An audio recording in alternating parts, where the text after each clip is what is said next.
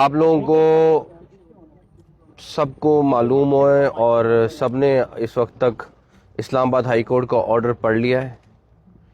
اسلام آباد high court نے بڑا کلیئر کٹ کہا ہے کوئی جلسہ، کوئی جلوس، کوئی مارچ، کوئی دھرنا، کوئی چیز کی اجازت نہیں ہے. انہوں نے بڑا کلیئرلی لکھا ہے اور اب ہم ویسے ہی لاء کے تحت پابند ہیں اپنے لاء کو امپلیمنٹ کرنے کے لیے. اور اس کے بعد ہائی کورٹ کے آرڈر کے بعد ہم 100% ان کا جو آرڈر ہے اس کو منوان امپلیمنٹ کریں گے. کسی کو بھی کسی صورت بھی اسلام آباد میں کسی قسم کی جو ہائی کورٹ کے آرڈر کے مطابق جلسہ جلوس دھرنا کرنے کی اجازت نہیں دیں گے. سر ہائی کورٹ کی یہ بھی ڈائریکشن ہے کہ آپ ایک کمیٹی تشکیل دیں جو بات چیت بھی جاری رکھتے ہیں، تو کیا کمیٹی تشکیل دے دی گئی ہے؟ پرائم منسٹر صاحب سے میں آج شام کو کنسلٹ کر کے جس طرح وہ گائیڈ کریں گے ہم وہ بھی کر دیں گے انشاءاللہ تعالی. اور اگر وہاں پہ بھی کوئی چیز ہے بٹ ڈیفینیٹلی اگر یہ دھرنا دیتے ہیں یا دھرنے کی کوشش کرتے ہیں آنے کے لیے تو پھر بہت ساری چیزیں مشکل ہو جائیں گی. سر اڈالہ سے کوئی پیغام ملا ہے؟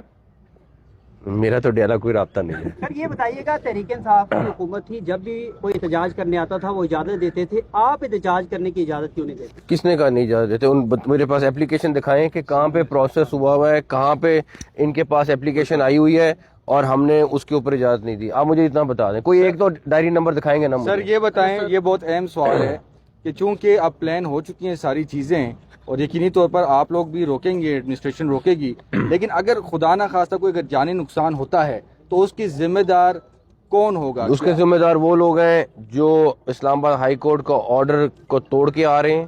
اس ساری چیز کے ذمہ دار وہ لوگ ہوں گے جو وائلیشن کر کے آ رہے ہیں اور جو دھاوا بولنے کے لیے آ رہے ہیں. سر یہ بتائیے گا کہ جب بھی وفاقی دارالحکومت اسلام آباد میں کوئی احتجاج ہوتا ہے تمام رستوں کو بند کر دیا جاتا ہے.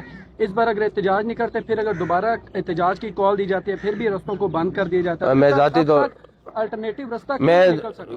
میری بات سنیں، مجھے آپ خود بتا دیں کیا اس کے اگر میں نہ روڈ بند کریں یا نہ کریں آپ بتا دیں کیا کرنا ہے. سر جو کاروبار ہے میں آپ سے ایگری کرتا ہوں یار، میں تو خود ایگری کرتا ہوں کہ نہ دکان بند ہونی چاہیے، نہ کاروبار بند ہونا چاہیے، نہ سڑک بند ہونی چاہیے، نہ موبائل سروس بند ہونی چاہیے. میں ایگری کرتا ہوں لیکن بتائیں کیا رہ گیا. میرا کوشچن ذرا ہٹ کے ہے. ہاں جی سر بڑا چنار میں کل ایک واقعہ پیش آیا، لہو لہو ہو گیا سر، اس کے حوالے سے کیا کہیں گے؟ بچے بھی اس میں شہید ہوئے ہیں. اور دیکھیں اس سے زیادہ افسوسناک واقعہ نہیں ہو سکتا. اب ایک وزیر داخلہ کی حیثیت سے میں سٹیٹمنٹ دے سکتا ہوں اور میں اس چیز پہ کہیں کہ خالی سٹیٹمنٹ تک بات نہیں رہنی چاہیے. فرسٹ آف آل کے پی کے میں لا اینڈ آرڈر کی ذمہ داری کے پی کی گورنمنٹ کی ہے. ہمیں اس ساری سچویشن کے باوجود کل کے پی کے والے آپ کو پتہ ہے گورنمنٹ خود انوالو ہے اور وہ دھاوا بول رہے ہیں ہمارے پہ. اس کے باوجود کل ان کے لیے دہشت گردی کی وجہ سے ان کو پلاٹونز چاہیے تھی 15 ایف سی کو، ہمیں یہاں پہ بھی چاہیے تھی. ہم نے یہاں روک کے ان کو وہاں پہ اویلیبل کری. ہمارا یہ فرض ہے کہ ان کو اسسٹ کرنا. آپ یہ ان سے پوچھیں کہ آپ کی توجہ وہاں پہ دہشت گردی ختم ہونے کے لیے ہونی چاہیے یا یہاں پہ دھاوا بولنے کے لیے ہونی چاہیے. آج وہاں پہ جنازے ہو رہے ہیں اور وہاں پہ دوسری سائڈ پہ دھاوا بولنے کی تیاری ہو رہی ہے. یہ ہمارا کام ہے، فیڈرل گورنمنٹ کا کام اسسٹ کرنا ہے.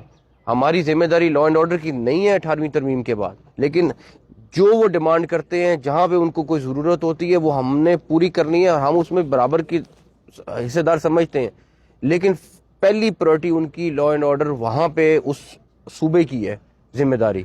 تو آپ خود ہی سوچ لیں کہ وہاں پہ جنازے اٹھے میں 40+ اور دوسری طرف کیا ہو رہا ہے.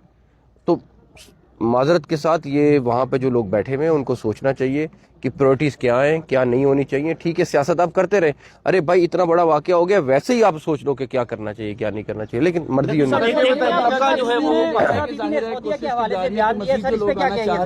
ہم دیکھتے ہیں کہ مختلف داخلی قاضی بن کے جا رہے ہیں.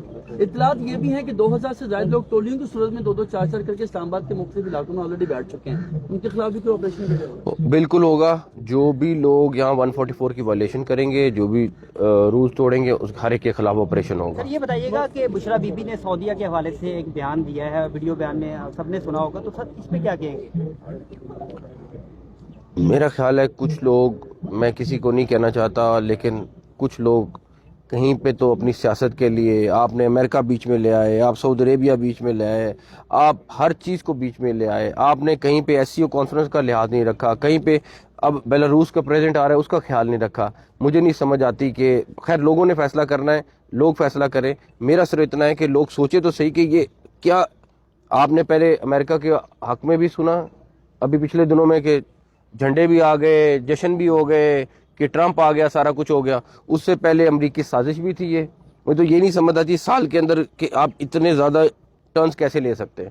تو خود یہ پبلک نے سوچنا, یہ میرا نہیں خیال کہ میرا کہنا. نقوی صاحب ایک طبقہ ہے جو تمام وسائل پر قابض ہے اور ایک طبقہ یہ چاہتا ہے کہ جی یہ تمام وسائل مجھے مل جائے, تو اس کی جنگ میں عوام جو ہے ان کی اینٹ سے اینٹ بج رہی ہے, ملک تباہ ہو رہا ہے, اس پہ کیا کریں؟ دیکھیں میری بات سنیں, بات یہ ہے کہ آپ کے لیے اگر میرے لیے کسی نے بھی کوئی آواز اٹھانی ہے اس کا ایک فورم موجود ہے, اس کا کانسٹیٹیوشن کے اندر بھی فورم موجود ہے, اس کے علاوہ بھی فورم موجود ہے. آپ اس کے تحت اٹھائیں. آپ ملک کو تباہ کرنے کے لیے کیوں کر رہے ہیں ایسے سارا کچھ؟